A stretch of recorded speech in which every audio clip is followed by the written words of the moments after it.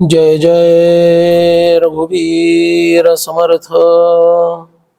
शुका सारिखे पूर्ण वैराग्य जाचे, वसिष्ठा परिज्ञान योगेश्वराचे, कवी वाल्मिका सारिखा मान्य ऐसा, नमस्कार माझा सद्गुरु रामदासा। जय जय रघुवीर समर्थ। ज्या करुणाष्टकाचा विचार सध्या आपण करत आहोत त्याच्या चौथ्या श्लोकापर्यंत आपण येऊन पोहोचलो आहोत आणि आपण काल बघितलं, बोलता चालता येना कार्यभाग कळेची ना, बहुत पीडिलो लोकी बुद्धी दे रघुनायका। यामध्ये भगवत कार्य करण्यासाठी तत्पर झालेला जो कोणी साधक आहे तर त्याची मनोभूमिका कशी असते आणि त्याच्या समोर किती आव्हानं असतात, हा विषय आपण काल थोडक्यात बघितला। आणि मग ते पुढे म्हणतात, तुझा मी तोंडपा झालो कष्टलो बहुतापरी, सौख्य ते पाहता नाही बुद्धी दे रघुनायका। तुझा मी तोंडपा झालो म्हणताना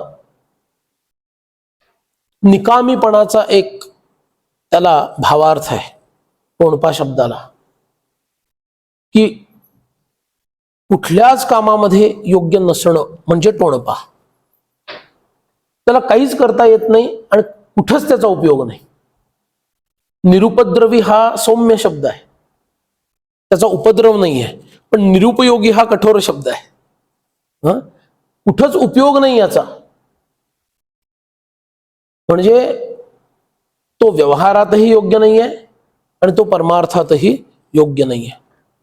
साधनेच्या काळामध्ये एक अशी अवस्था येते, असं सर्व संतांच्या वाङ्मयाकडे जर पाहिलं आपण तर जाणवतं की एक अशी अवस्था त्यांची येते की प्रापंचिक दृष्ट्या ते निरुपयोगी झालेले असतात तेवढा वेळ तरी, का तर पूर्ण रूपानं त्यांनी परमार्थाला जीवन वाहिलेलं असतं।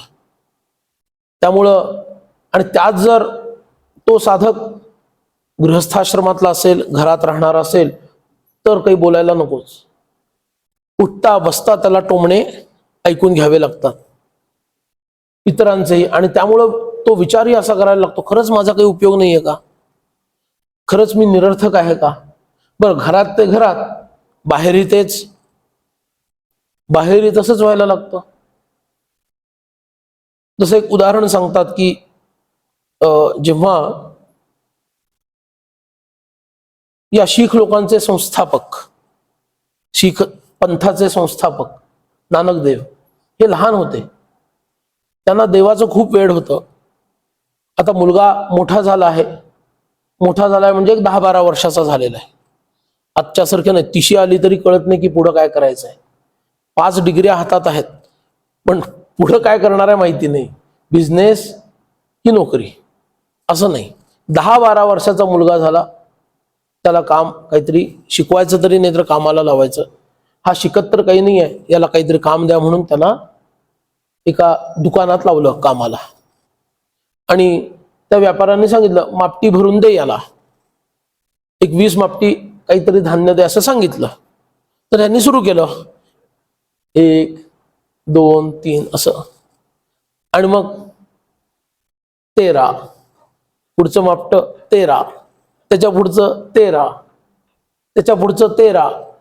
तो व्यापारी म्हणतो, अरे काय वेळ लागलाय का तुला, 13 काय म्हणतोयस? तो म्हणतो, सब कुछ तेरा ही तो है भगवान, सगळं काही तुझंच आहे। 13 आकड्यांमुळे त्यांना आठवण कुणाची झाली? भगवंताची। सब कुछ तेरा है, म्हणजे व्यवहारामध्ये हे वागणं चालेल का? नाही चालणार, म्हणजे व्यवहारतः तो उपयोगी नाही आहे। बर, भगवंताच्या मागं लागलाय तर भगवंताचं दर्शन नाही आहे, तो कधी भेटणार आहे याची अंधुक सुद्धा जाणीव होत नाहीये, तो किती दूर आहे हे कळत नाहीये।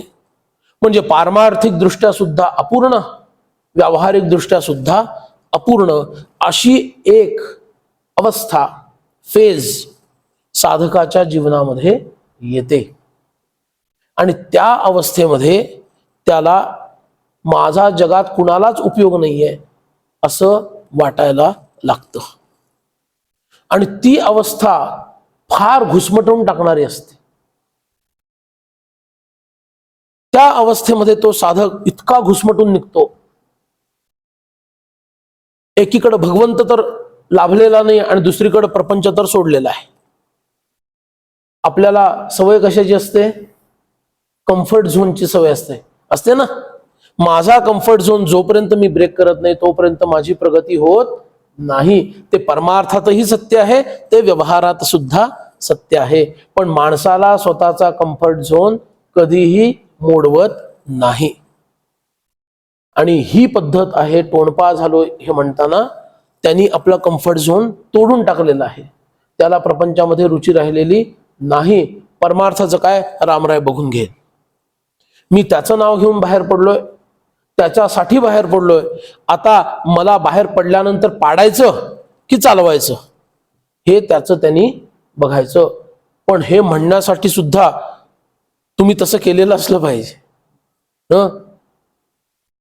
पूर्ण रूपानं तुम्ही भगवंतासाठी काहीतरी मनामध्ये संकल्प घेऊन कार्य सुरू केलं तर तुम्ही आग्रहानं म्हणू शकता. जसं नामदेवराय म्हणायचे, आम्ही भक्त आहे म्हणून तुला कोणतरी विचारतं तर तुला कोण विचारतोय? पण हे त्यांनी म्हणणं शोभणं. मी म्हंटल जर उद्या तू तो कडेवरचा हात घेतलेला 2 हातामध्ये त्या पायाखालच्या विटा घे अशा, बरोबर ना? विटेवर उभा आहे, 2 हातात विटा घेईल अशा, काय म्हणालास? पण नामदेवरायांनी म्हटलं तर चालतं त्यांना. का? कारण त्याच्यासाठी पूर्ण जीवन त्यांनी अर्पण केलेलं आहे, बरोबर ना? त्यांनी ते म्हणणं ह्याच्यात तथ्य आहे. पण आम्ही आमचा कम्फर्ट झोन सोडतो का? बघा, विचार करा. जोपर्यंत नाव अलीकडचा काठ सोडत नाही तोपर्यंत नाव पलीकडच्या काठावर जाण्याची संभावना आहे का? हा, मध्ये ती बुडाली तर तेव्हाही ती पोचणार नाही, हा वेगळा विषय आहे. पण संभावना कधी आहे? जोपर्यंत ती हा काठ सोडत नाही तोपर्यंत पलीकडच्या काठावर पोहोचण्याची शक्यताच नाही. पण कुठल्याच काठावर मी नाही अशी स्थिती तिची असते की नाही? मी कुठल्याच काठावर नाहीये. बर, कधी कधी नदी पात्र मोठा असेल तर हाही काठ दिसत नाही आणि तोही काठ दिसत नाही, असंही असतं. मी तसे तर मध्येच आहे, पण काठ तरी दिसत होता आतापर्यंत, आता काठही दिसत नाहीये. मग अशा वेळेला काय करायचं? अशा वेळेला ते धैर्यच आपल्याला मदत करतं की नाही, ज्याचं नाव घेऊन आपण बाहेर पडलो आहोत तो मला तारेल, तो माझं रक्षण करेल. पण कधी कधी मनामध्ये काय येतं? एक नकारात्मक भाव येऊन जातो, कारण सगळीकडूनच तुम्ही, आणि ही भगवंताची प्रतिकूलता रूपी कृपाच आहे की तो प्रतिकूल परिस्थिती निर्माण करतो. जसं सोनं तावून सुलाखूनच बाहेर निघालं पाहिजे, तसं परमार्थ मार्गावर निघालेला साधक तावून सुलाखूनच पुढे निघाला पाहिजे. सगळ्या गोष्टी सहज साध्य जर झाल्या तर त्या फक्त घसरणीच्या मार्गावरच सहज साध्य होतात, चढणीच्या मार्गावर नाही. जो घसरण्याचा मार्ग आहे तिथंच सगळं स्मूथली होत असतं. जिथं तुम्हाला उंची गाठायची तिथं स्मूथली हा विषय नाहीये. तुमच्यातले काही लोक नुकतंच गिर्यारोहण करून आले, सगळं स्मूथली झालं बुवा, काय सांगू तुम्हाला. मग ती मजाच येणार नाही. इतका सगळा तो जंगलातल्या मार्गातून जाऊन तुम्ही जेव्हा तो डोंगर किंवा तो किल्ला चढता, ते परिश्रम करता आणि त्या झेंड्यापर्यंत किंवा त्या बाले किल्ल्यापर्यंत पोहोचता, त्यानंतर तिथं पोहोचल्यानंतर मिळणारं समाधान जे आहे ते, आणि तुम्हाला हेलिकॉप्टरवरून वरून खाली उतरवल्यानंतर तिथं समाधान मिळू शकेल का? दोघंही एकेच ठिकाणी पोहोचले ना. हेलिकॉप्टरवाला पण तिथंच येऊन पोहोचला, तुम्ही पण तिथंच येऊन पोहोचला, पण समाधान कोणाला आहे? हिरकणीला जे समाधान मिळालं ते तुम्हाला आम्हाला पण मिळणार नाही, अगदी गिर्यारोहक असलो तरी. हिरकणीची कथा सगळ्यांना माहिती आहे ना. हिरकणीला जे समाधान मिळालं, त्या बाळाला घरी जेव्हा ती रात्रीतून तो भयंकर असा कडा उतरून गेली अंधारात, तिला वाचवलं कोणी? भगवंतानेच वाचवलेलं आहे. तिच्या मातृत्वाचा सन्मान करण्याची जबाबदारी कोणाची होती? तिच्या मातृत्वासाठीच तर ती गेली, इतर वेळेला गेली असती का अशी ती? तिच्या मातृभाव जो तिचा होता त्याचा सन्मान करणं जबाबदारी भगवंतावर येऊन पडली. अरे हिला मी वाचवलं पाहिजे, कारण ही हिरकणी जात नाही, आई जाती आहे, बरोबर? तिच्या मातृत्वाचा सन्मान करणं ही माझी जबाबदारी आहे. म्हणून एवढ्या अंधारामध्ये तिचं रक्षण केलं कोणी? तिथं साप निघाला नाही, तिथं नाग निघाला नाही, कदाचित निघाला असेल तिला कळलंही नाही, पण त्याच्यापासून आणि इतका मोठा कडा उतरून खाली यायचं, त्याचं रक्षण केलं कोणी? त्या भगवंतानीच त्या हिरकणीचं रक्षण केलेलं आहे. तेव्हा परमार्थाचा मार्ग हा असाच आहे. त्याच्यामध्ये तुम्हाला सदैव काहीतरी, बापरे आता इथून पुढे काही कळतच नाही अशी परिस्थिती निर्माण होते. तरी आपण बाह्यांगानच परमार्थ करणारे आहोत. अंतरंगानं परमार्थ करणारे जे असतात ना समर्थांसारखे, त्यांच्यासमोर अजून भीषण अशी आव्हानं असतात. अंतरंगात किती खोल जायचंय, मी आत चालूय की बाहेर येतोय हेच कळायचं बंद होतं. म्हणजे माझा जो अंधकारातला जो प्रवास आहे तो आत चाललो आहे, बाहेरचा कुठं चाललोय हेच कळत नाही. आणि ती एक अशी विशिष्ट अवस्था येते की त्या अवस्थेमध्ये हेच कळत नाही की मागचा तरी मी किनारा सोडला आहे, पुढचा किनारा तरी दिसत नाहीये, आणि मी त्या किनाऱ्याच्या दिशेनंच चाललो आहे की भलतीकडेच चाललो आहे. अशा वेळेला स्वाभाविकपणे एकाकी पडलेल्या त्या साधकाच्या मुखातले उद्गार असतात, तुझा मी टोणपा झालो, कष्टलो बहुतापरी. हे सामान्य लोकांनी त्रास दिला आणि त्याच्यामुळे हे झालेलं हे वचन नाहीये, ते आधी झालेलं आहे. अन्न नाही, वस्त्र नाही, याच्यात झालेलं आहे. ही जी भावना आहे ही साधनेच्या अंगातून आलेली भावना, हे लक्षात घ्यायला पाहिजे की त्याच्यामध्ये कुठं चाललोय आपण हेच कळत नाहीये. आणि त्या स्थितीमध्ये कष्टलो बहुतापरी का? मागचा किनारा सोडला, तिकडं परत जायची इच्छा नाही आणि समोरचा किनारा दिसत नाही. त्यामुळे जे कष्ट होतात त्या कष्टामुळे मी अत्यंत उद्विग्न आहे. सौख्य ते पाहता नाही, बुद्धी दे रघुनायका. पण कोणती बुद्धी दे? मी तुझ्या बरोबर आहे, तू घाबरू नको, तू पुढं चल. चरैवेती चरैवेती चरैवेती हे जे श्रुतींना सांगितलेलं आहे, चालत राहा चालत राहा पुढं, घाबरू नको, ही जी श्रुतीचं सांगणं आहे त्याच्यावर फक्त विश्वास आणि हृदयामध्ये जे नाम आहे भगवंताचं. कारण बाबा बेलसरेंनी असं म्हटलंय समर्थांच्या बाबतीत की समर्थ जन्मतःच पश्चंतीमध्ये नाम घेत असत. जन्मतःच पश्चंतीमधून त्यांचं नाम, म्हणजे घ्यायचंच नाही नाम, फक्त बघायचं तिकडं नाम चालू आहे. नाम घ्यावं कुठंपर्यंत लागतं? मध्यमेपर्यंत. मध्यमेतून एकदा पश्चंतीत नाम उतरलं की ते अर्थरूप होतं, नाम अर्थरूप होऊन जातं. नादरूप जोपर्यंत मध्यमेत आहे तोपर्यंत घ्यावं लागतं, वैखरीनं तर घ्यावंच लागतं. शब्दरूप आहे, वैखरीचं नाम शब्दरूप आहे, मध्यमेचं नाव नादरूप आहे. पण पश्चंतीमध्ये जेव्हा नाम असतं ते कसं आहे? अर्थरूप आहे. आणि परमार्थ हा अर्थरूपाशिवाय होईल का? परम अर्थ आहे ना तो. हे अर्थरूप नाम जोपर्यंत साधत नाही तोपर्यंत परम अर्थ कसा काय साधेल? आणि त्यांचं जन्मजातच नाम पश्चंतीमध्ये चालत असे, म्हणजे अर्थरूपच नाम होतं, ते घ्यावं लागत नाही, ते चालू असतं, फक्त तिकडे लक्ष द्यावं लागतं. त्या एका नामाच्या जोरावरच समर्थ पुढे जात राहिले. तिथं त्यांना सदेह रूपामध्ये मार्गदर्शन करणारा दुसरा कोणीही योगी नाही, दुसरा कोणीही मार्गदर्शक नाही. आणि त्यामुळे त्यांना वाटतं तुझा मी टोणपा झालो. पण म्हणताना कसं वाक्य आहे? तुझा मी, हे महत्वाचं आहे. पुढचा टोणपा झालो काय झालो हे गौण आहे, तुझा मी आहे हे महत्वाचं आहे. आपण असं म्हणू शकतो का तुझा मी? नाही म्हणू शकत. चित्रपटात तुझा मी आणि तुझी मी कोण कोणाला म्हणतं हे तुम्हाला माहिती आहे. ते एकमेकांना असतं. हाडामासाच्या देहाला तुझा मी म्हणतो, भगवंताला तुझा मी म्हणू शकतो का?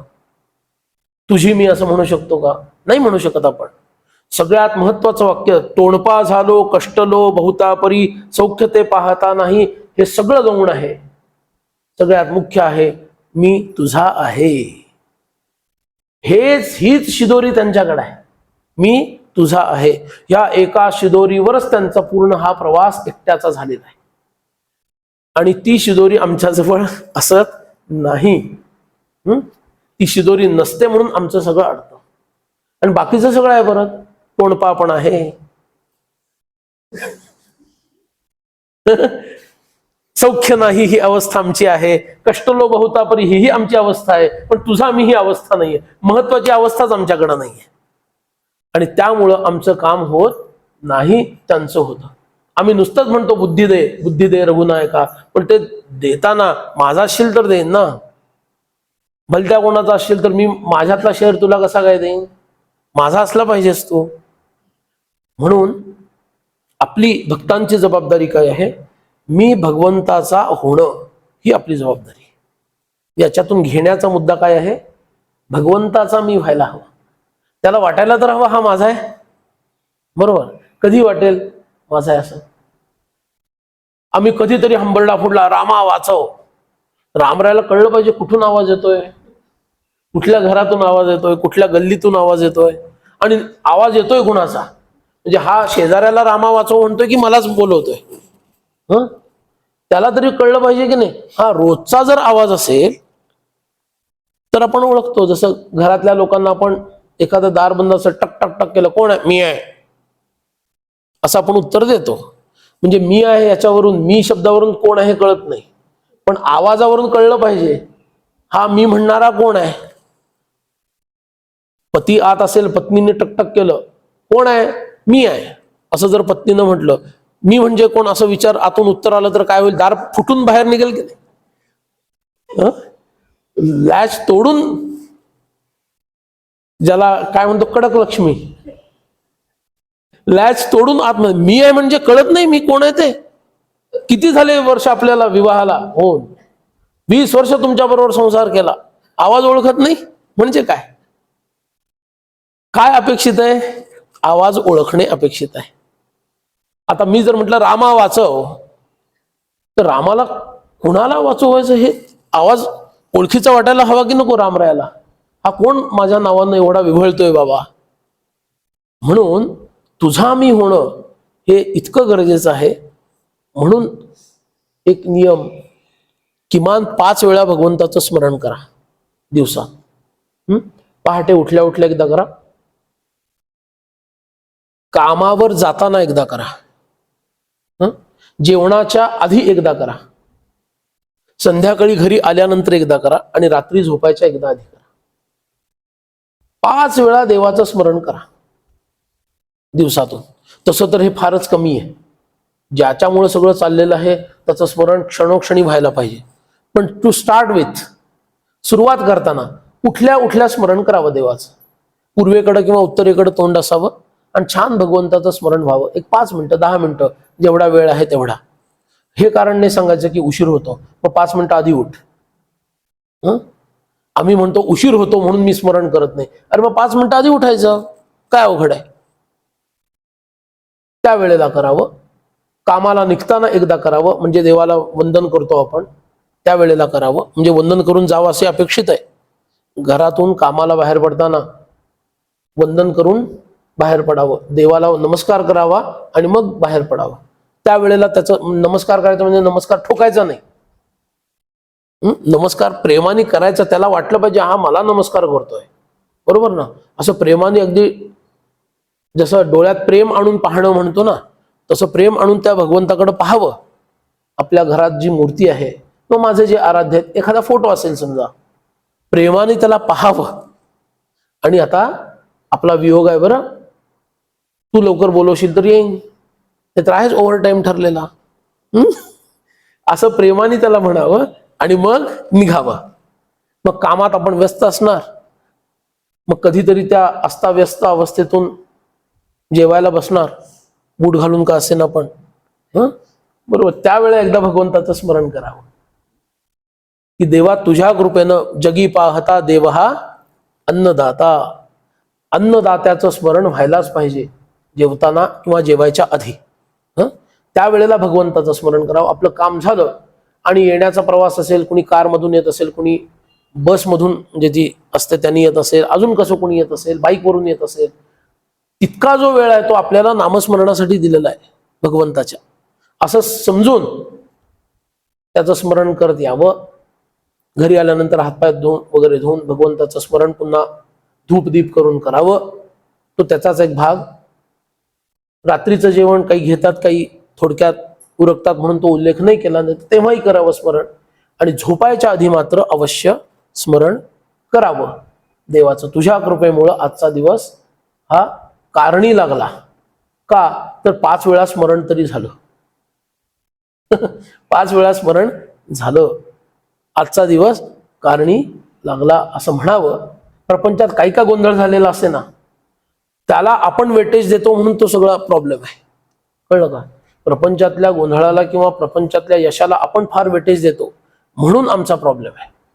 काहीतरी एखादा बॉस ओरडला असेल एखाद्या दिवशी, किंवा एखाद्या कलिगनं काहीतरी गोंधळ घातला असेल, इन्क्रिमेंट कमी झालं असेल, अजून काही झालं, 100-160 गोष्टी आहेत.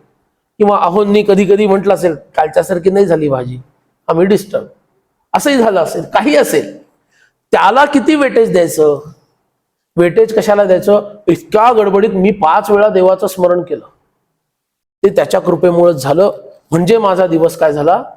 हे सुरुवातीच्या वेळेला बरं, जर 10 वर्ष हेच चाललेलं आहे असं नाही, सुरुवातीच्या काळात हे भगवंताची कृपा मानायची, त्याला महत्व द्यायचं आणि छान झोपी जायचं.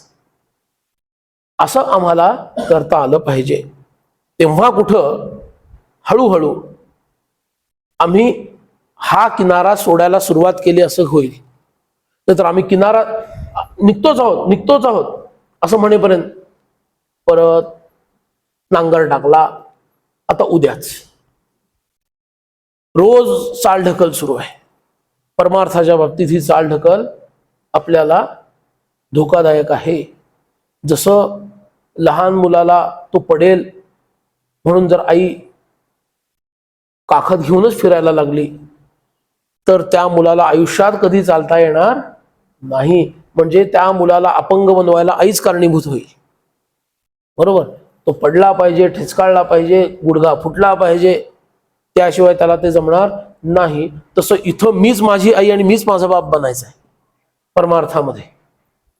आणि मीच माझ्याकडं त्या तटस्थ दृष्टीनं बघायचं की मी आता रांगायला लागलो आहे, आता मी आधार घेऊन का होईना उभा राहायचा प्रयत्न करत आहे परमार्थामधला. आता आधार सोडून किंवा आधार धरून मी चालण्याचा प्रयत्न करत आहे. आता आधार सोडून मी चालण्याचा प्रयत्न करत आहे. आता मी चांगलं चालण्याचा प्रयत्न करत आहे. आता मी पळण्याचा प्रयत्न करत आहे. तर इकडं माझं लक्ष असायला पाहिजे परमार्थामध्ये. पण आपण कम्फर्ट झोन सोडायला तयार होत नाही.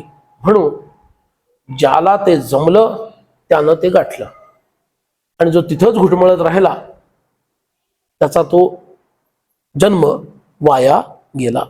म्हणून समर्थ पुढे म्हणतात, नेटके लिहिता येना वाचिता चुकतो सदा, अर्थ तो सांगता येना बुद्धी दे रघुनायका. मला धड लिहिता येत नाही, मला धड वाचता येत नाही, आणि अर्थही सांगता येत नाही असं त्यांना वाटतंय. तर समर्थांचं अक्षर इतकं सुवाच्य होतं, ते टाकळीला गेल्यानंतर 2-2.5 वर्षांनंतरच त्यांनी रामायण लिहायला घेतलं. रामेण रामदासेन लिखितम इदम पुस्तकम असं प्रत्येक त्या सर्गाच्या मागं लिहिलेलं आहे. मग कुठं गोपीनाथाचाही उल्लेख आहे, पण वाक्य काय आहे? रामेण रामदासेन लिखितम. काय भाग्य असेल, रामरायांच्या साक्षीनं समर्थांनी लिहिलेलं आहे. म्हणजे रामरायांनी लिहून घेतलं, पण हात माझे हलत होते. नाहीतर रामेण शब्द वापरायची गरजच नाही. रामदासेन लिखितम इदम पुस्तकम असं पाहिजे होतं. पण लिहिताना काय लिहिलंय त्यांनी? रामेण रामदासेन लिखितम इदम पुस्तकम. आणि ह्याच्यामध्ये क्रम सुद्धा बघा, रामदासेन हा शब्द नंतर आहे, रामेण हा शब्द आधी आहे. म्हणजे खरं कर्तृत्व कोणाचं आहे? रामरायांचं आहे. प्रत्येक गोष्टीमध्ये भगवंताचं स्मरण आहे. प्रत्येक लहान सहान गोष्टीमध्ये भगवंताचं स्मरण. रामरायांनी लिहिलं, निमित्त मला बनवलं. लेखणी माझी चालतीये, हात माझे चालतायत, पण लिहून घेणारा कोण आहे? किंवा लिहून घेणाराच नाही, लिहिणारा स्वतः कोण आहे? रामराय. त्या रामरायांनी लिहिलं, ही भूमिका आपली असायला हवी. दासबोध इतका मोठा सांगितला, शेवटी काय काय म्हटलं त्यांनी? मी लिहिला म्हटलंय का दासबोध? ही तो दाशरथीची वचने, तो हा दासबोध. भगवंताची ही वचन आहेत, मी फक्त ती बोललो आणि कल्याण हे लिहून घेतोय. माझ्याकडून बोललं गेलं, बोलविता धनी वेगळाची. तो वेगळा जो आहे आकाशस्थ परमेश्वर, त्यानंच हे बोलवून घेतलं. तो बोलणारा ठरला, बोलवणारा ठरला, मी बोलणारा ठरलो आणि कल्याण लिहिणारा ठरला. पण सुरुवातीच्या काळात त्यांना असं वाटतं मला धड लिहिता पण येत नाही.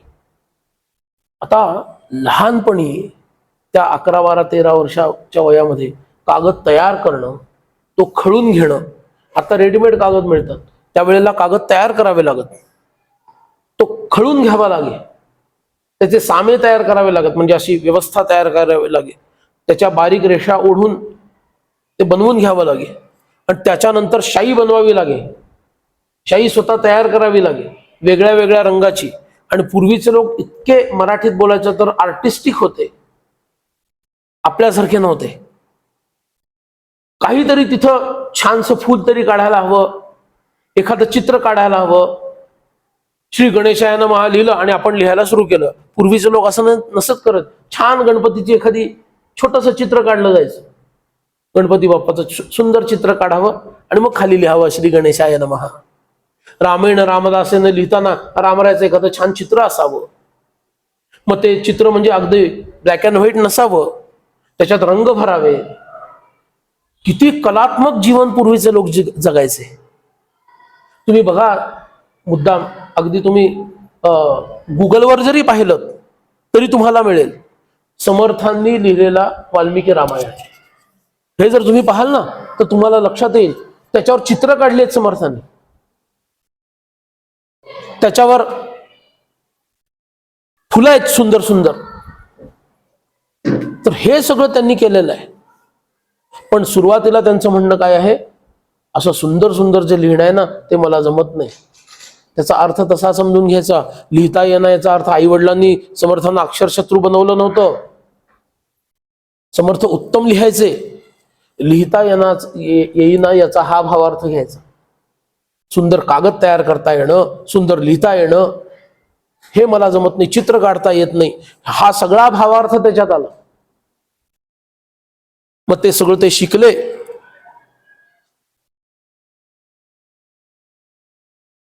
नेटके लिहिता येणं, वाचिता चुकतो सदा. वाचिता चुकतो सदा याचा अर्थ पूर्ण ग्रंथ वाचताना एखादं जरी स्खलन झालं तरी ते सदा म्हणून धरतात. पूर्ण ग्रंथ मला अस्खलित वाचता आला पाहिजे. वाचिता चुकतो सदा याचा अर्थ असा नाही की प्रत्येक वाक्य अडतंय,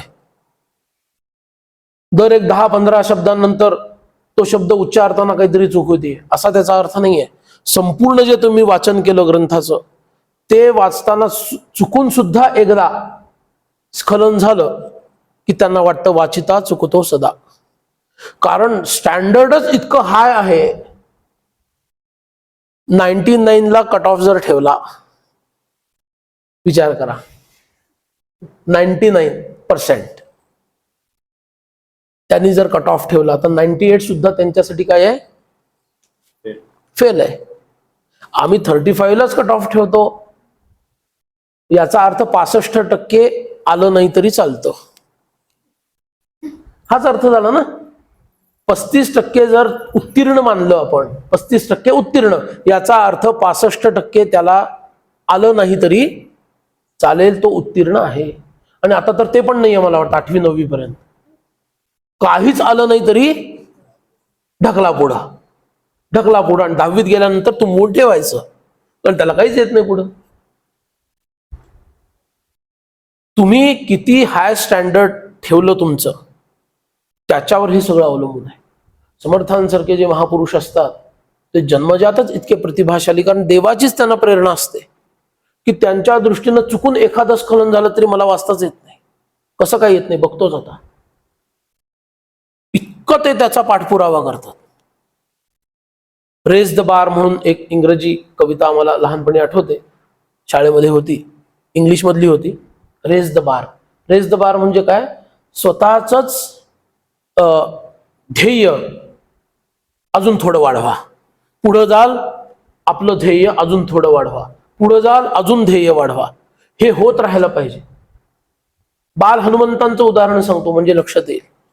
जन्मल्या जन्मल्या त्यांना काय दिसलं? आपण आपल्याला ज्या पाळण्यात ठेवलेलं आहे त्या पाळण्याच्या पलीकडे सूर्यबिंब आहे, म्हणजेच ते फळ आहे. हात लांब गेला, हाताला येत नाही. मग काय केलं? उठले आणि पकडायला गेले. त्यांना दिसलं, अरे पाळण्याच्या बाहेर नाहीये, हे तर पलीकडच्या खिडकीच्या बाहेर फळ दिसतंय. तिथपर्यंत हात जाणार नाही. टुनकन उडी मारली. तिथे गेल्यानंतर काय दिसलं? अरे हे काही खिडकीच्या इथं नाहीये, ते झाडाच्या मागे ते फळ आहे. उडी मारली मोठी. झाडाच्या मागे गेल्यानंतर दिसलं, अरे ह्या झाडाच्या मागे नाहीये, हे फळ तर त्या डोंगराच्या मागे आहे. तिथपर्यंत उडत गेले. डोंगरापर्यंत जाईपर्यंत त्यांना दिसले डोंगराच्या मागे पण नाहीये, हे तर त्या समुद्राच्या पलीकडे. समुद्राच्या पलीकडे गेले, तिथे दिसलं आकाशामध्ये आहे. आकाशात जात राहिले. Raise the bar. जोपर्यंत ते फळ मिळणार नाही तोपर्यंत मी शांत बसणार नाही, है ना? हनुमंतांची ही लीला काय आहे? ही पारमार्थिक लीला आहे. ठीक आहे, ऐतिहासिक लीला वेगळी धरायची व्यवहाराच्या दृष्टीनं. परमार्थाच्या दृष्टीनं ही लीला काय आहे? सूर्य हे कशाचं द्योतक आहे? ज्ञानाचं द्योतक आहे. सूर्य कशाचं द्योतक आहे? प्रकाश आहे ना. प्रकाश कशाचं द्योतक आहे? ज्ञानाचं द्योतक आहे. हनुमंतांना जन्मताच ज्ञानाची ओढ होती, त्यामुळे ते सूर्याला गिळू पाहत होते. तसं जोपर्यंत तो सूर्य माझ्यात प्रवेश करत नाही, बाळाने गिळीला बाळू, म्हणजे ह्या बाळानं म्हणजे बाल हनुमंतानं गिळीला बाळू, तो बाळू म्हणजे तो बाल सूर्य, उगवता सूर्य गिळून टाकला. हे जोपर्यंत घडत नाही तोपर्यंत मी त्या सूर्यापर्यंत पोहोचण्याचा माझा प्रयत्न अखंड चालू ठेवेन. हा त्या मागचा भावार्थ आहे. आणि हे करताना माझं मन कुठंतरी कच खातय म्हणून मी टोणपा झालो. हा मागच्या श्लोकाच्या संदर्भात आपण आत्ता अर्थ घेऊ शकतो. नेटके लिहिता येना, वाचिता चुकतो सदा, अर्थ तो सांगता येना. संस्कृत काही श्लोक असतील.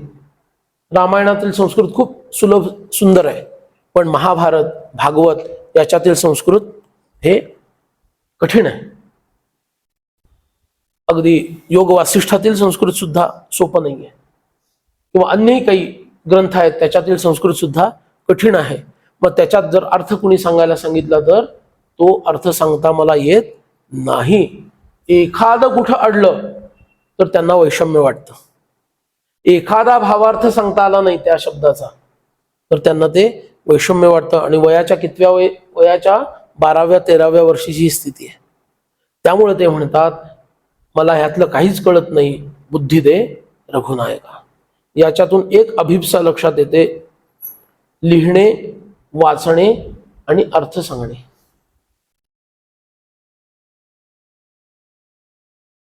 इंग्लिशमध्ये थोडा वेगळा भावार्थ आहे, रीड, राईट अँड इंटरप्रेट.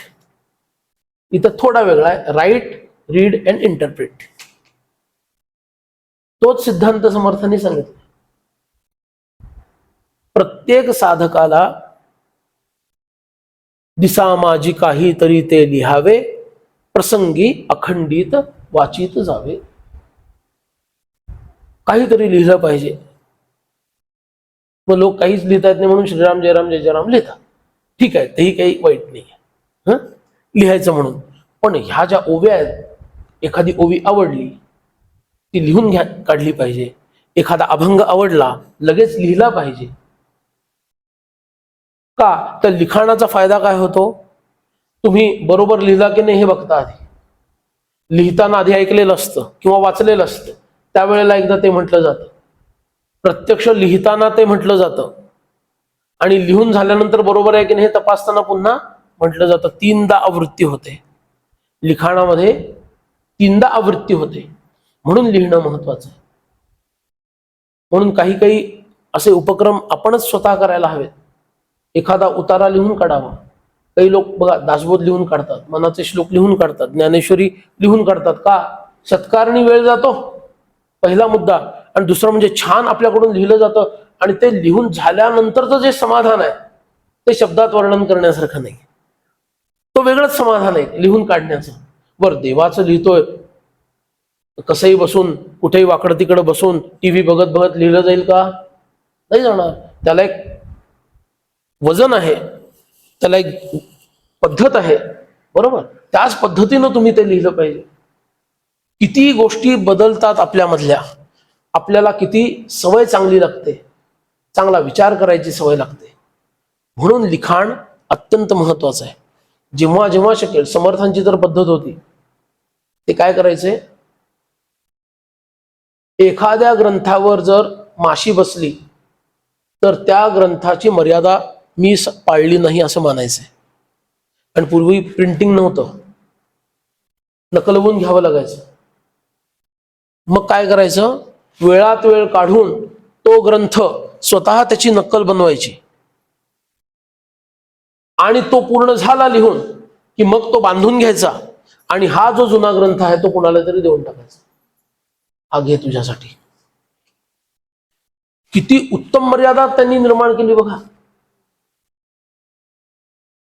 म्हणजे माझ्याकडून तो ग्रंथ लिहिला जातो आणि तो दुसऱ्याला, चांगल्या एखाद्या व्यक्तीला दिला जातो. आता काय झालं, छापखानेच इतके वाढले.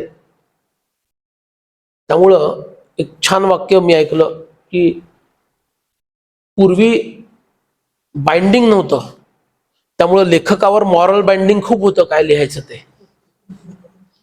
हल्ली पुस्तकांना बाइंडिंग आलं आणि लेखकांच्या वरचं मॉरल बाइंडिंग, काय लिहावं काय न लिहावं हे निघून गेलं.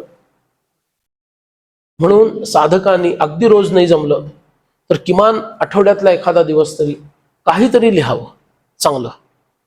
आता हल्ली मोबाईलवर लिहिणं, त्याला लिहिणं मानूया तात्पुरतं, पण त्याच्यात AI खूप काम करतो, त्यामुळे तेही लिखाण धड होत नाही. मी एक लिहित असतो, येतं भलतच काहीतरी तिथं, असंही होतं. पण चला तात्पुरतं त्यालाही आपण मान्यता देऊ, काहीतरी लिहावं. एखादा अभिप्राय जरी 2 वाक्यातला लिहिला तुम्ही, एखादा छान काहीतरी वाचलं, खूप छान आहे, उत्तम आहे, हे मी अगदीच डायल्यूट करून सांगितलं. पण एखादा मनाचा श्लोक लिहावा. बघा, 205 दिवसात 205 श्लोक, मनाचं तुमचं पुस्तक तयार स्वतःच.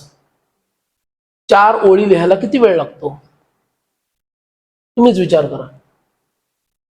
एक फोन कॉल मध्ये आपण 15-20 मिनिटं घालवतो, तेवढ्या वेळामध्ये 10 मनाचे श्लोक लिहून होतील.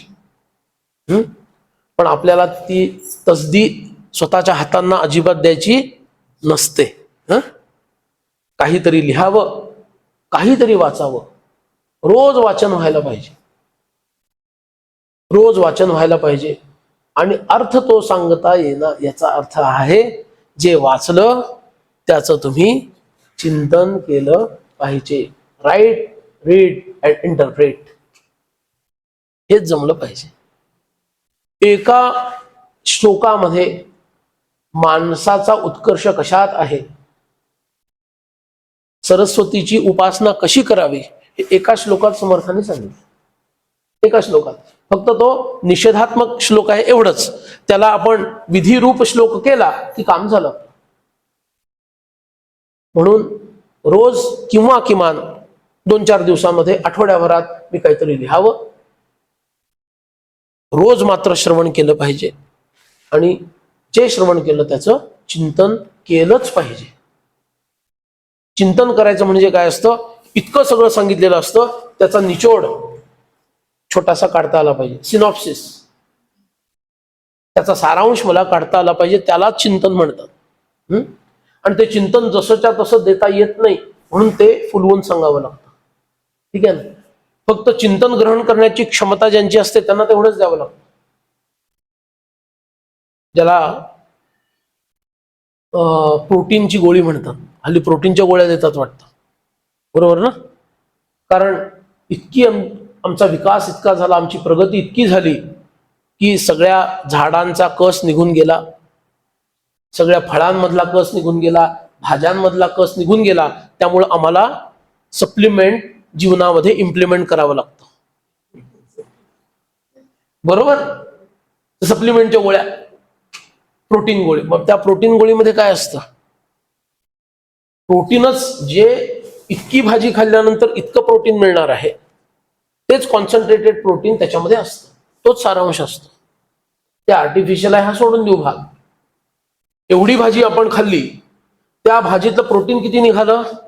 एवढंच निघालं, चिमूटभर.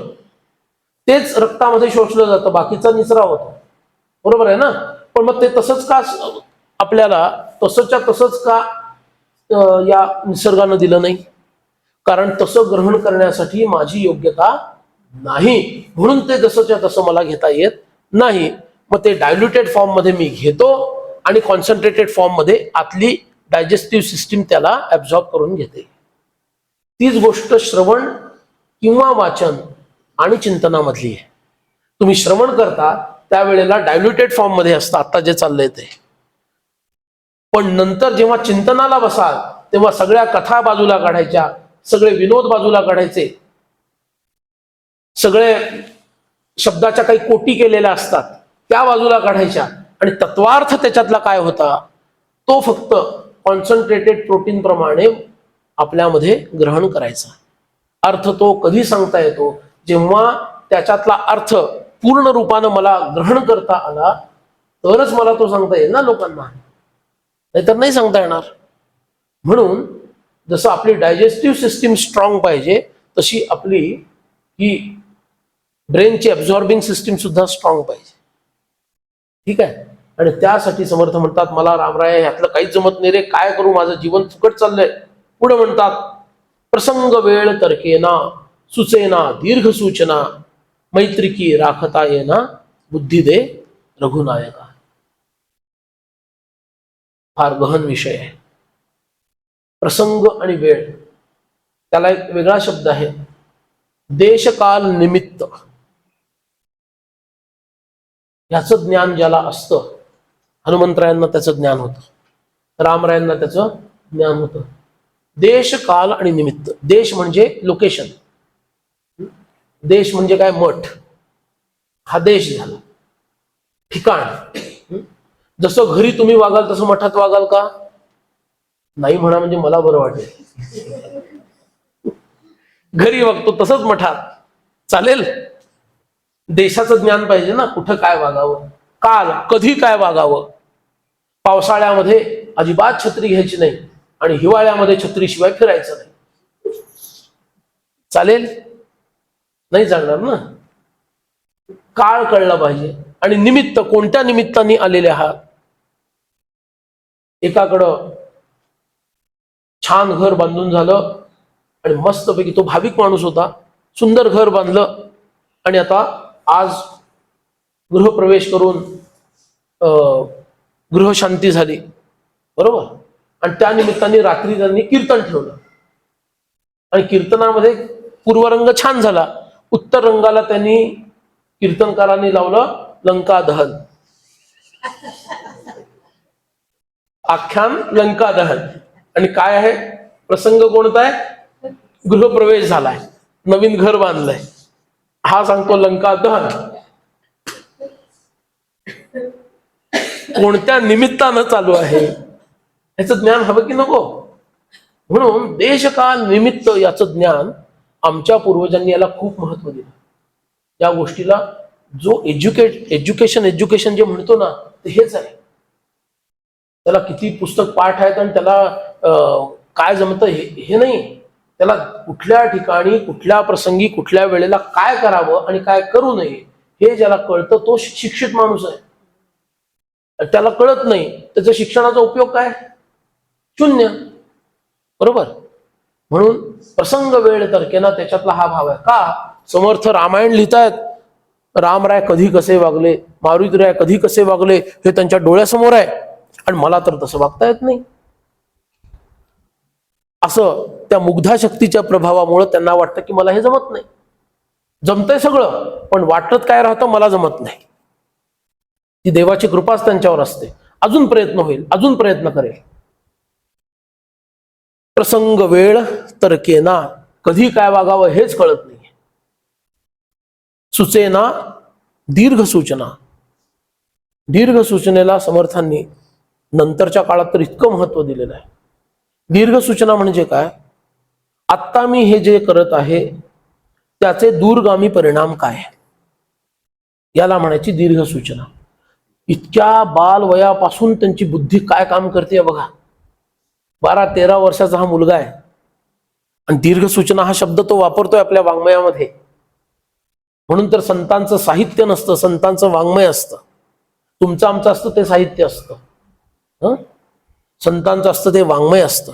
कारण ती जगदंबा सरस्वती वाणीची देवता ती त्यांना प्रसन्न असते, बरोबर ना.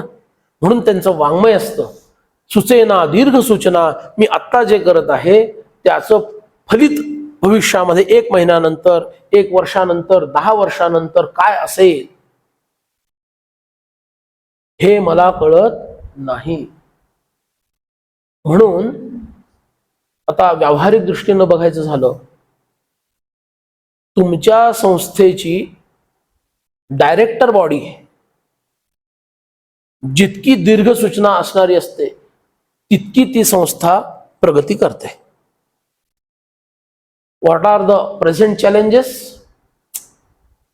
What are the upcoming challenges, आणि त्याच्यातून मला ह्या संस्थेत जे काही निर्माण होतं प्रोडक्ट, जे काही होतं ते पुढं कितपत चालेल, आत्ताच चेंज करायचा तर काय करायचा, किंवा एनहॅन्स करायचं तर कसं करायचं, किंवा तात्पुरतं रोखून धरायचं तर काय रोखून धरायचं, हे मला फोरकास्टिंग जमलं पाहिजे. पुढं काय होणार आहे, काय होऊ घातलं आहे, हे फोरकास्टिंग करता आलं पाहिजे. आणि समर्थ मला रामरायाला म्हणतात, रामराया मला हे कळत नाही भविष्यात काय होणार आहे. हे त्यांचे उद्गार कशाचे आहेत माहितीये? जेव्हा साधना करत असताना तिथं जे काही देशामध्ये, कारण नाशिक हे तीर्थस्थान, अख्ख्या भारतातील सगळे लोक तिथे यायचे. आणि हा चौकस मुलगा आहे, डोळे मिटून बसणारा असा मुलगा नाही आहे, चौकस मुलगा आहे हा. हा जिथं जाईल तिथं कान टवकारून ऐकतोय जगात काय परिस्थिती आहे, उत्तरेमध्ये काय गोंधळ धुमाकूळ चाललाय, दक्षिणेमध्ये काय धुमाकूळ चाललाय, महाराष्ट्रात काय चाललेलं आहे. आणि हे सगळे शब्द, हा महाराष्ट्र देश थोडा उरला, पुढं काय होणार आहे हिंदू धर्माचं, का सगळेच बाटले जाणार आहेत, या देशाचं काय होणार, ह्याची भीती एके ठिकाणी त्यांच्या मनामध्ये आहे. आणि ह्या सगळ्या परिस्थितीमध्ये पुढं काय होणार आहे याचा नेमका मला अंदाज रामराया येत नाहीये. आणि तो अंदाज येत नसल्यामुळे मी काय करायचं हे मला आत्ता कळत नाहीये. इतका मोठा विचार ह्या एका शब्दामध्ये आहे, सुचेना दीर्घ सूचना. आपल्याला वाटतं वरवरचं हे सुचेना दीर्घ सूचना, पण त्याच्या मागचा विचार किती व्यापक आहे बघा. अख्ख्या भारतामध्ये जो धुमाकूळ, कारण त्यावेळेला हिंदू राजाच संपला होता. ज्या वेळेला शिवरायांची उत्पत्ती व्हायच्या आधी जवळपास 100 वर्ष अख्खा भारत हिरव्या झेंड्याखाली होता. अख्खा भारत. शेवटचं राज्य होतं ते म्हणजे विजयनगरचं साम्राज्य. ते विजयनगरचं साम्राज्य, त्याच्या विरोधात 5 शाह्या ज्या इतर वेळेला एकमेकांमध्ये लढायच्या, हिंदूंचा राजा शिल्लक राहिलेला आहे बघून त्या 5 लोकांनी आपलं वैर सोडून दिलं. ते नंतर भांडू म्हणाले, काय भांडायचंय ते, आधी एकत्र येऊ आणि हे राज्य बुडवू हिंदूंचं. पण तो सम्राट होऊन बसलेला आहे. आणि या 5 शाह्या एकत्र येऊन त्यांनी हे राज्य कर्नाटकातलं बुडवलं.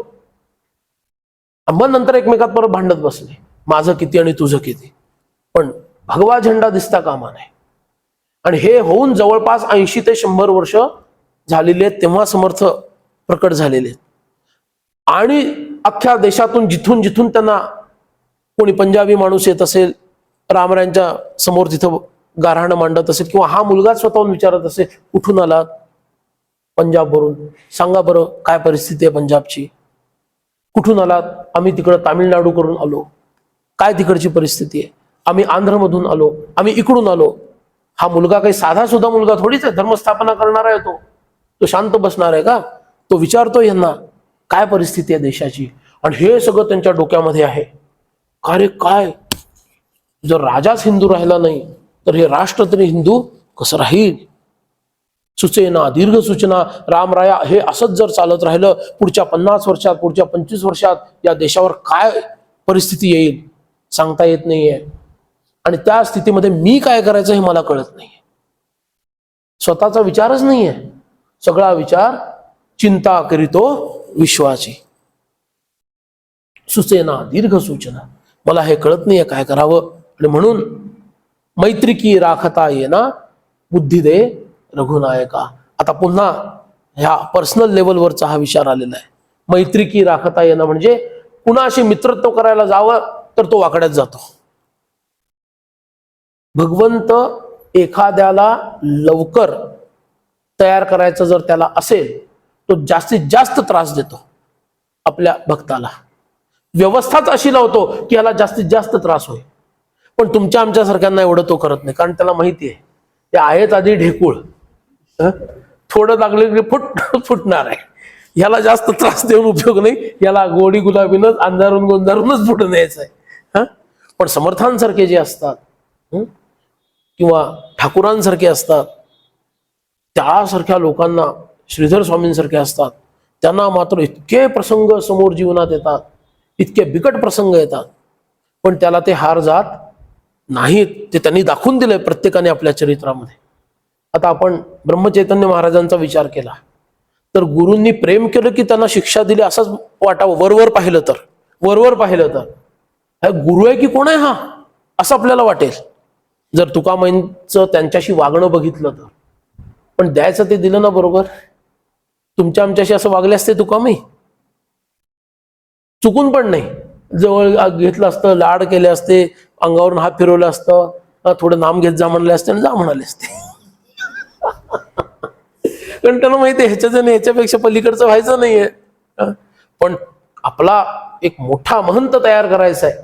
रामरायांची आज्ञा आहे तशी तुकामाईंना, हा माणूस मला तयार करून द्या लवकरात लवकर, माझ्याकडे वेळ कमी आहे. मग लवकरात लवकर तयार करायचं म्हटलं की ते घणाचे घाव घातलेच जातात. म्हणून जे महापुरुष असतात त्यांचा साधन काळ अत्यंत बिकट असतो आपल्या दृष्टीनं, कारण त्यांना खूप मोठ्या आव्हानांना तोंड द्यावं लागतं.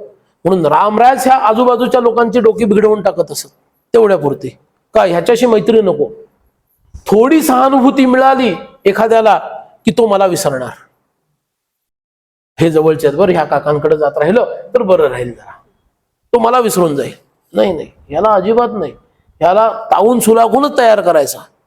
म्हणजे प्रत्येक वेळेला धावत आला तर रडगाणं माझ्या पुढेच गाईल. बाकी कोण रडायचं तर रड, हसायचं तर हस, पण माझ्याशी नातं माझ्याशी पाहिजे, बाकी कुणाशी नको.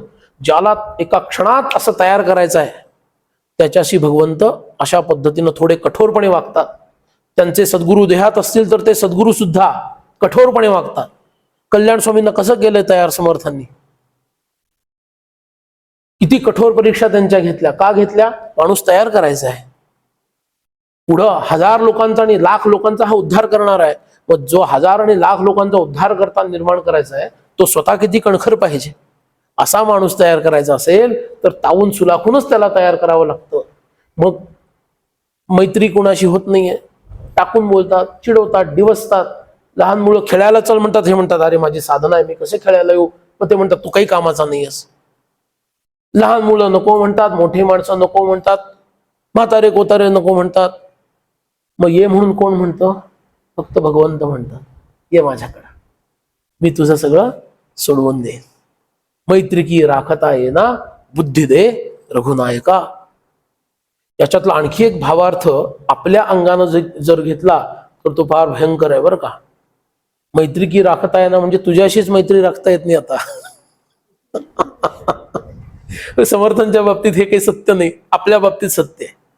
थोडं मनाविरुद्ध झालं, विश्वास उडाला, काही खरं नाही, हे काही अर्थ नाही, काही जायचं नाही, अजिबात जाणार नाही. अरे असे किती लोक बघितले. एक उदाहरण सांगतो, नाव सांगणार नाही.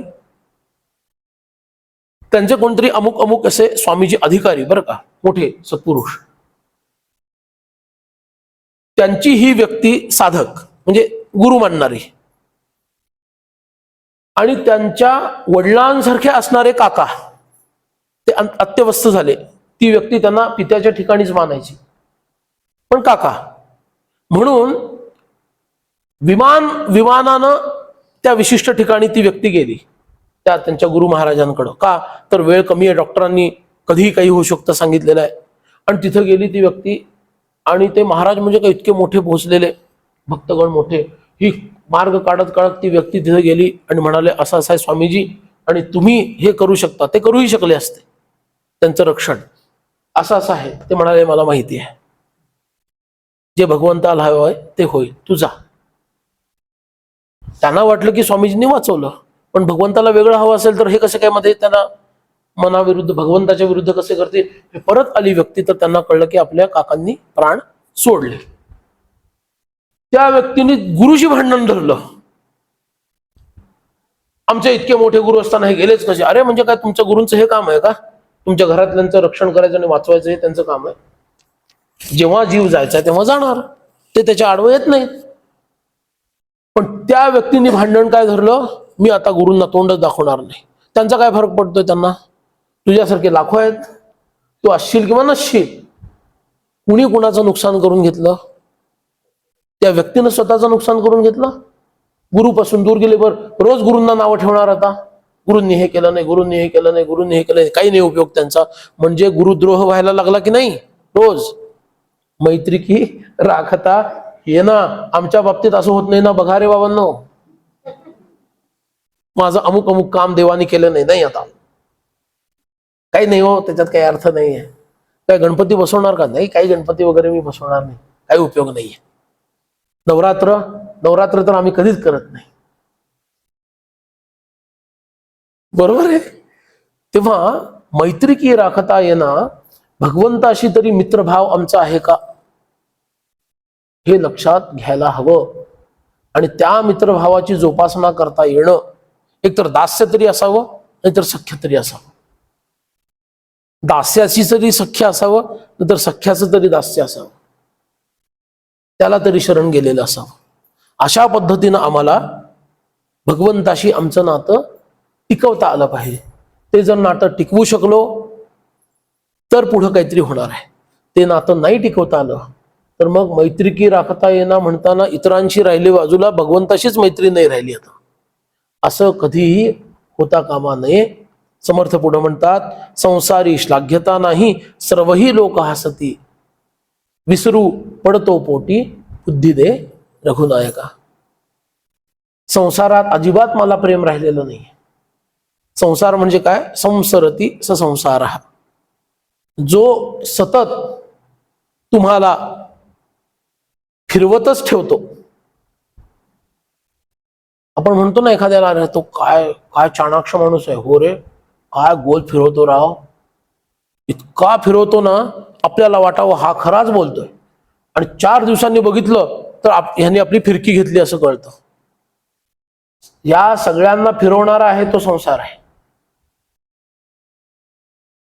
इतका तो फिरवत राहतो, सतत फिरवत राहतो. का, त्याचं सगळ्यात विशेष लक्षण काय आहे, तो केसानं गळा कापतो.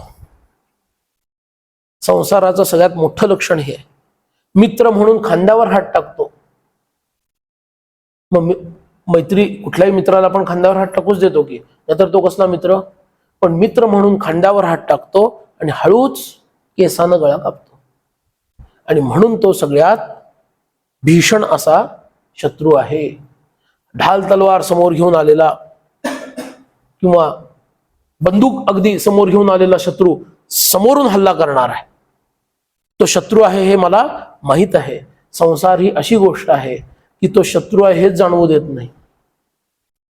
मी तुझा शत्रू आहे हेच तो जाणवू देत नाही, आणि तो आपला कार्यक्रम अखंड चालू ठेवतो.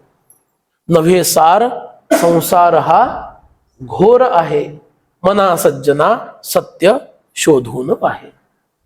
तो घोर यामुळेच आहे की तो भासवताना मित्र म्हणून भासवतो आणि प्रत्यक्षामध्ये शत्रूचा निर्वाह करतो, शत्रुत्वाचा निर्वाह करतो.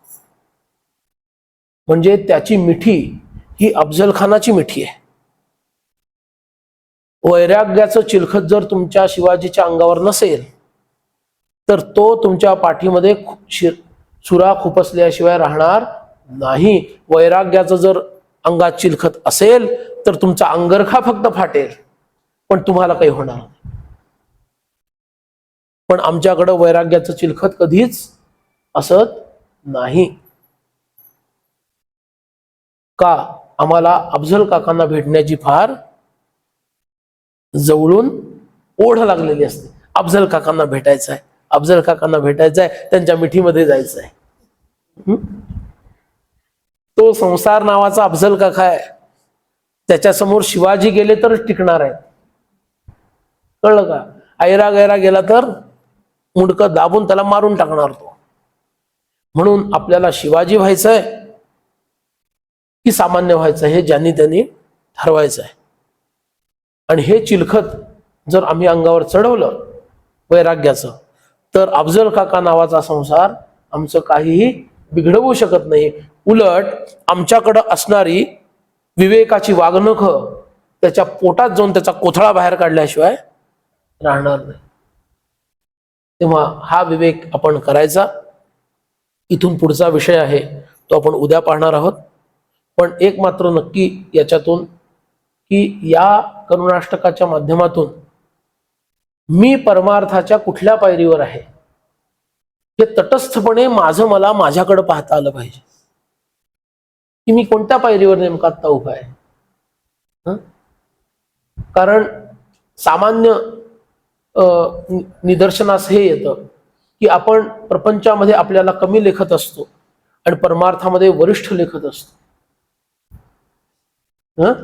बरोबर आहे ना? प्रपंचामध्ये नाही, अजून जरा हवंच म्हणून तर धडपड करतो ना. अजून जरा हवंच, आत्ता नाही करायचं तर मग कधी करायचं म्हणून. आणि परमार्थामध्ये आज नाही तो कल, आज नाही जमलं उद्या करू, हा आमचा ऍटिट्यूड असतो. याचा अर्थ काय आहे? आमच्याकडे बऱ्यापैकी आहे बरं, आज जरी नाही मिळालं, थोडा जप नाही झाला काही हरकत नाही, जप भरपूर आहे, उद्या परत जप करायचाच आहे. म्हणजे आधीच मानून बसलो आहे की माझ्याकडे भरपूर काही आहे, पारमार्थिक ठेवा भरपूर आहे. असा मानणारा सर म्हणेल ना, नाही आम्हाला दिलं नाही तरी चालेल बरं, त्यांना गरज आहे त्यांना द्या, तेव्हाच आपण असं करू. तेव्हा प्रायः सामान्य मनुष्य जो स्वतःला पारमार्थिक मानत असतो तो परमार्थामध्ये योग्यतेपेक्षा स्वतःला जास्त मानत असतो आणि प्रपंचामध्ये योग्यतेपेक्षा कमी मानत असतो. त्यामुळे त्याचा ओढा प्रपंचाकडे असतो. अरे मी ह्याच्यात कमी आहे, मला हे गाठायचं आहे. परमार्थात नाही, मी इतरांच्या मानानं बऱ्यापैकी माझी स्थिती आहे, त्यामुळं एवढी काही मला घाई नाहीये.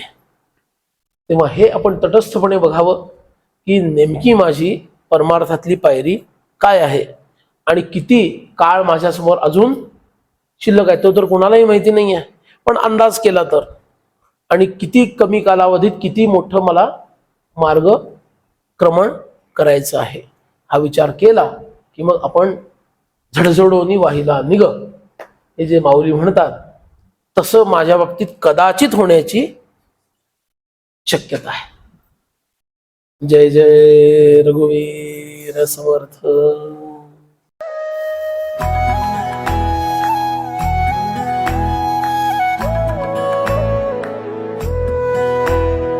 अध्यात्मावर अशीच माहिती मिळवण्यासाठी देव माझा चॅनलला सबस्क्राईब करा